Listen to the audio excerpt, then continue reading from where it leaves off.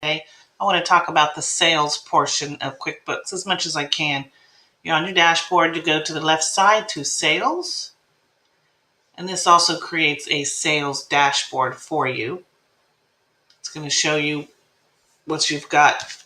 If you have any estimates out, any unbilled activity, meaning that you need to get caught up on your invoices so you can get this money collected. Overdue invoices, and their due date is right here. Open invoices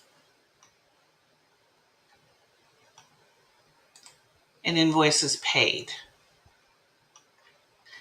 You're going to go over here to invoices. That's another area for information.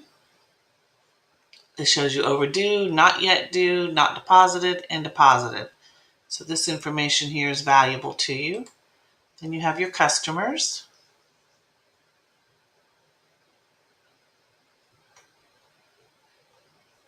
Their name, phone, if they have an open balance. And then the products and services.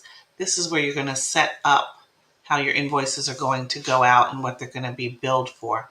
This particular landscape company likes to have a lot of detail.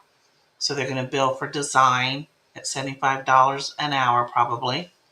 Fountains, materials, lighting. So you can set it up however you want. You're going to go over here to new.